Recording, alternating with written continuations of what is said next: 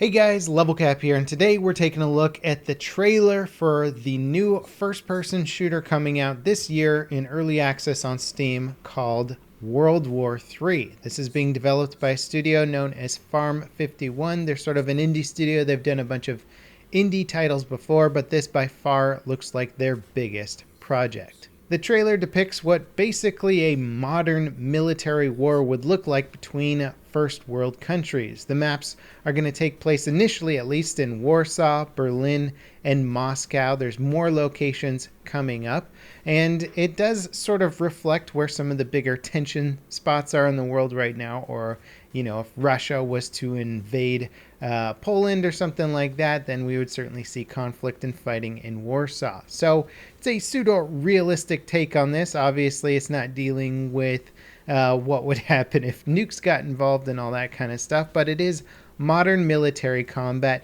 very much similar to what you might expect from a Battlefield 3 or a Battlefield 4 game.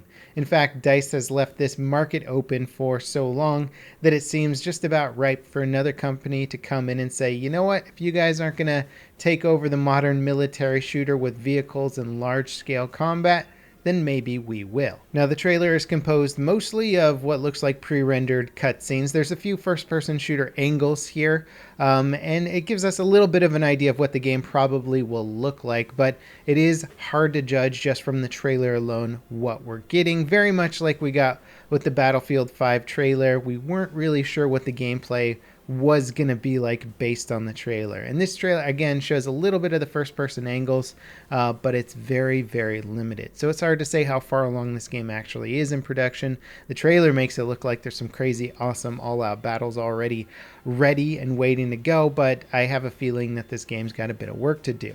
The devs stated on the website that they're also very eager to work with the community based on feedback. So when it comes out on Steam later this year, in sort of an early access fashion, they'll be working with the community to say, what do you like about the game? What do you not like about the game? Let's get this game optimized and running perfectly. On one hand, this is really cool, and it shows that they're very much engaged and want to work with the community and players to create a game that they want. On the other hand, it's always been a two-edged sword for me, where the developer always seems overly eager for community feedback. It tells me that maybe they're a little bit unsure of their design, or they don't exactly know what to do with the game. And so, I don't know, I look at that from two perspectives, but if they actually take community feedback, it could be a good thing. Now, on the website, they highlight extensive customization, soldier customization, vehicle customization. It looks like they're going into it from almost a Tarkov level, where you can really get into the guts of your gun and start swapping things out, changing both the visual and performance of your weapon. I can't confirm any of the specific details about customization, but based on what they've shown, it does look pretty in-depth. There's no word yet on whether this is going to be a set price game at the start, or if it's going to be free to play with microtransaction, or maybe a hybrid game. Often, though, when games are coming out on the Steam market and they have a lot of customization, it could mean that they're going to integrate microtransactions a bit to the game. But again, we don't have any information, concrete information on this yet. Now, things that I personally really like about this trailer and sort of what we know about the game so far is that it's got an initial focus on European conflict. They said that they are going to add more locations in the future, so the US could be more involved down the road, but I like the setting. It's a bit of a change up for me as a gamer, where it's either focusing on historical conflicts or somehow getting the US overly involved. But realistically, if some sort of World War III scenario was going to happen, it could quite possibly start off in this part of the world first. And so that's a cool take on it for me. The setting, the scenery looks quite cool. I wouldn't mind fighting through some of these iconic European cities. Now, during the start of the trailer, it does say game engine footage, and if this is a good or an actual representation of what the game is going to look like while playing, it could be quite impressive, on the level of a modern Battlefield game. I imagine that they're going to have to hold back in certain areas, destruction and all that kind of stuff. It's pretty hard to make a game that can compete with a modern Battlefield title in terms of all the features. So I wouldn't be surprised if there wasn't a huge amount of destruction in this title, but Again, it's hard to say. The developer tools are getting more and more powerful every day. Indie devs can come up with more impressive games every single year. So who knows? This could be a massive hit, something that could directly compete or take market away from Battlefield if they choose to come back to a modern military shooter. Now, in the limited first-person perspective footage that we see, there are some hit markers that look very much like Call of Duty. There's some on-screen points that look very similar to Battlefield's on-screen points. There's some somewhat overly cumbersome scope rendering. It does feel, in a way, like it's a hybrid between Battlefield and Call of Duty. On the website, they talk about two different game modes. There's Warzone, which offers what sounds like sort of the Battlefield experience, which is dynamic, intense firefights, teamwork-focused battles of infantry and armored units over fortified points.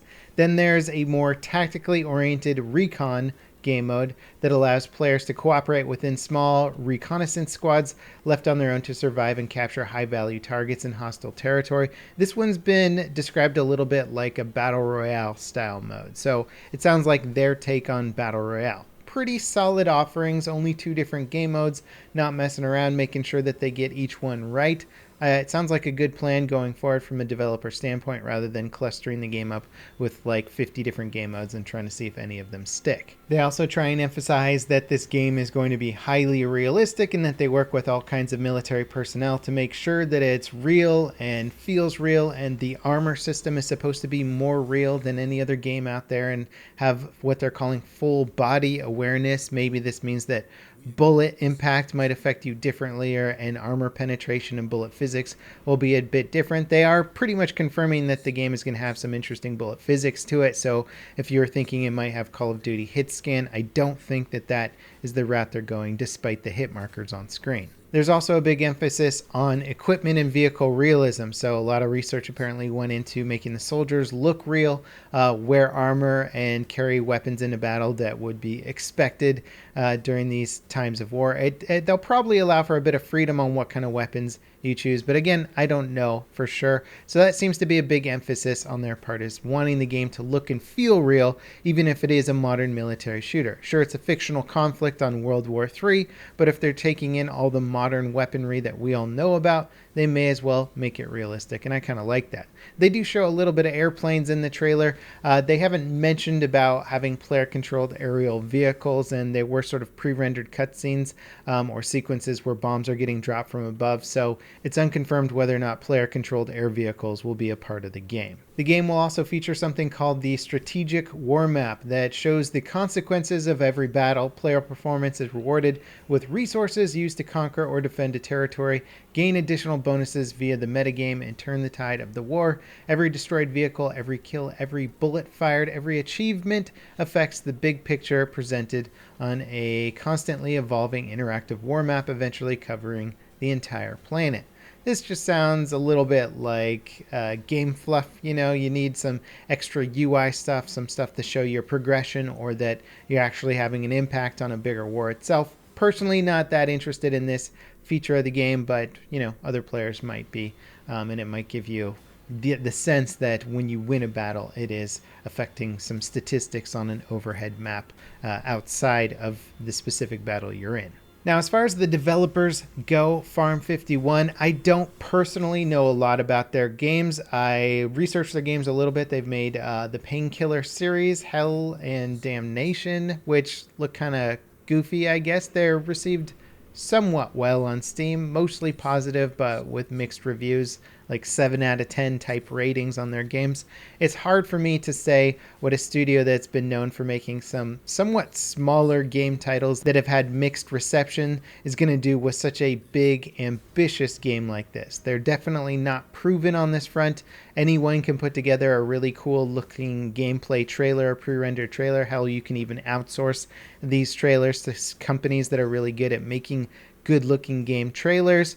But the gameplay itself and the studio itself, in my mind, is a bit unproven, especially in this market. So only time will tell how well this game is actually going to deliver. Fortunately, though, we'll get to find out this year. The early access game is coming out this year. Not sure what time yet, but excited for it, and this will be a great alternative or a great outlet for people who really want modern military combat and were let down by the recent reveal of Battlefield 5 being World War II. Well, here you go. This could be your holdover game. This could be the next big modern military game to play. Let me know what you guys think about the trailer, and I'll be keeping you updated with any news that comes out about this game in the future. Stay tuned. As always, thanks for watching, and I'll see you next time. This is Level Cap signing off.